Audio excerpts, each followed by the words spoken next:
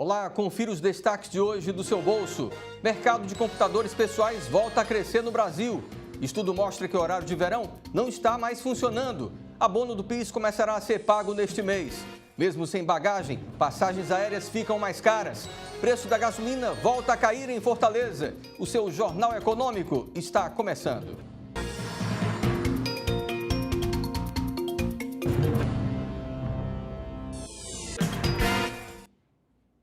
As vendas de computadores voltaram a ficar aquecidas de acordo com uma empresa de inteligência e consultoria.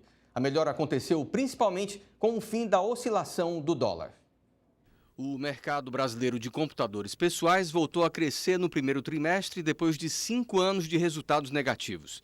Entre os meses de janeiro e março foram vendidas 1.100.000 máquinas, sendo 5% a mais que no mesmo período de 2016.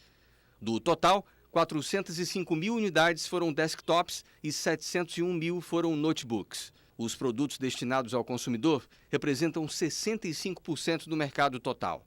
Já o segmento corporativo foi responsável pela compra de 35% dos computadores, o que representa 340.000 aparelhos. Os dados fazem parte de um estudo realizado pelo IDC Brasil, uma empresa de inteligência e serviços de consultoria. O crescimento é modesto, mas demonstra que o mercado nacional está se estabilizando. De acordo com especialistas, a melhora aconteceu principalmente devido ao fim da oscilação do dólar, às promoções realizadas pelos varejistas e ao aumento da confiança no setor corporativo para investir. O ticket médio no período foi de R$ 2.141, sendo 22% a menos do que nos meses de janeiro, fevereiro e março de 2016, quando o mercado trabalhava com o dólar mais alto e tinha média de preço de R$ 2.750. Para este ano, a previsão é de manutenção do mercado de PCs, com 4.500.000 unidades vendidas, sendo 1.600.000 desktops e 2.900.000 notebooks, num leve crescimento de 1,2% na comparação com 2016 e uma receita de R$ 9.600 bilhões. Os motoristas que foram multados até dezembro de 2015 terão a oportunidade de regularizar seus débitos junto ao Detran do Ceará por meio do Programa de Recuperação Fiscal. A iniciativa do governo do estado já começou e seguirá até o final de 2017. Haverá a possibilidade de parcelar o valor em até 10 vezes. O refis somente não valerá para dívidas de seguro obrigatório ou licenciamento. A intenção é facilitar para o cidadão a quitação de suas pendências junto ao Detran em meio ao cenário de crise econômica. Os parcelamentos serão realizados na sede do órgão na capital ou em unidades regionais. No ano passado, o horário de verão gerou uma economia de R$ 159.500.000. O custo é considerado irrelevante para o setor elétrico. Um estudo do Ministério de Minas e Energia constatou que a adoção do horário de verão não resulta mais em economia de energia. A mudança nos hábitos do consumidor e o avanço da tecnologia são apontados como os principais fatores. A manutenção anual do horário, de acordo com autoridades do setor elétrico, é considerada uma questão cultural. Segundo o levantamento, não há relação direta com redução de consumo e demanda com a adoção da medida. A popularização dos aparelhos de ar-condicionado é uma das principais razões dessa mudança. No estudo, os técnicos apontaram que a temperatura é o que mais influencia os hábitos do consumidor e não a incidência da luz durante o dia. Como o calor é mais intenso no fim da manhã e início da tarde, os picos de consumo são registrados atualmente nesse período.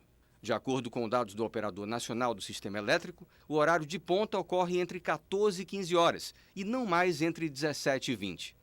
A economia de energia nessa última faixa horária ainda ocorre atualmente, mas é menor do que o aumento do consumo verificado durante as madrugadas por causa do uso do ar-condicionado, entre meia-noite e 7 horas. Segundo o estudo, antes o chuveiro era o vilão do setor elétrico e hoje é o ar-condicionado. No ano passado, o horário de verão durou 126 dias e gerou uma economia de R$ 159.500.000 ao sistema ao reduzir o acionamento de usinas termoelétricas. O custo é considerado irrelevante para o setor. A primeira vez que o país adotou o horário foi em 1931. Desde 1985, ele passou a ser aplicado todos os anos. Nesta segunda, o dólar fechou em queda de 0,23%, cotado em R$ 3,30 na venda, depois de duas altas seguidas. O euro também terminou a sessão em queda de 0,64%, valendo R$ 3,75.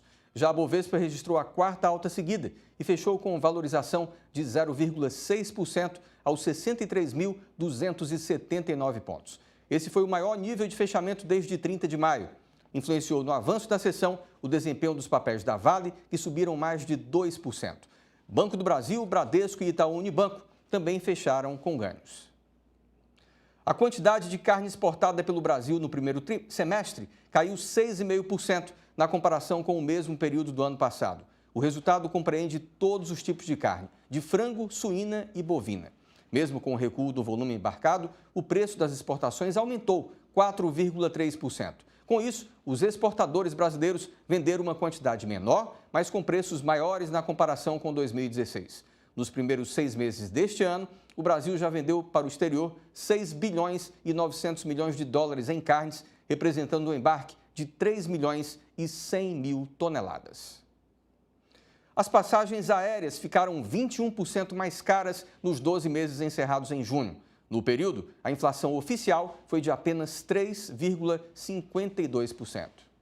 As principais companhias aéreas, donas de mais de 70% do mercado doméstico, iniciaram a cobrança de mala despachada há menos de 2 semanas e já recebem críticas por manterem os mesmos tipos de tarifas, só mudando a nomenclatura do bilhete. Em alguns casos, a passagem, que deveria ser mais vantajosa para quem não pretende despachar a bagagem, ficou mais cara do que a anterior, sem contar que o passageiro ainda tem que pagar R$ 30 por mala. Antes da mudança, era possível comprar um bilhete de ida e volta entre Brasília e São Paulo, por exemplo, por cerca de R$ 350. Agora, o mesmo trecho para meados de agosto custa pelo menos R$ 478, sem contar as malas. Os dados do IBGE não deixam dúvidas sobre a inflação das passagens. No acumulado em 12 meses, até junho, os bilhetes aéreos ficaram 21,26% mais caros, enquanto a inflação oficial foi de apenas 3,52%. De acordo com a ANAC, de janeiro a maio, a oferta caiu 2,9% e a demanda cresceu 2,2%. Em 2016, as maiores companhias aéreas tiveram prejuízos de R$ 1 bilhão e 500 milhões de reais. Especialistas alertam que estas empresas poderão aproveitar a taxa extra da bagagem para recuperarem as margens. O prazo para os microempreendedores individuais pedirem o parcelamento de dívidas com a Receita Federal já começou. Os débitos até o mês de maio de 2016 poderão ser pagos em até 120 prestações.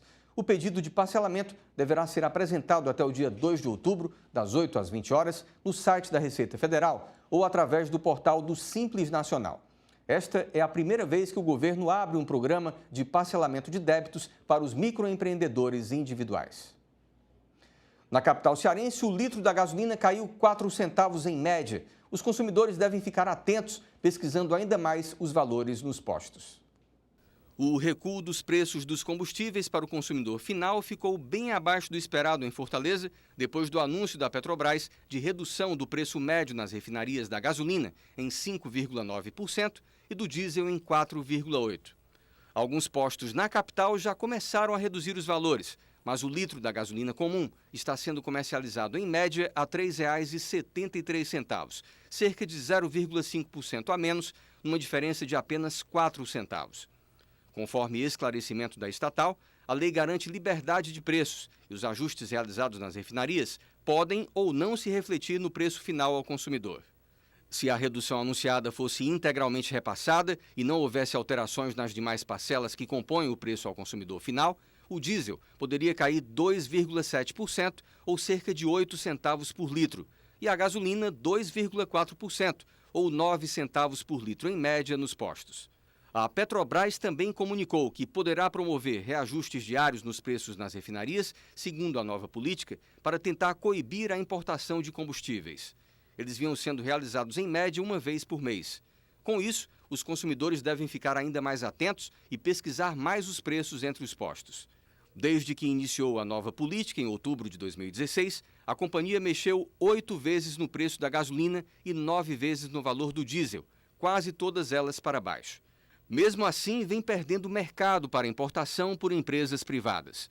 Nos primeiros 4 meses do ano, a produção das refinarias atingiu o menor nível da década, enquanto a fatia de produtos importados chegou perto de 20% das vendas de combustíveis no país.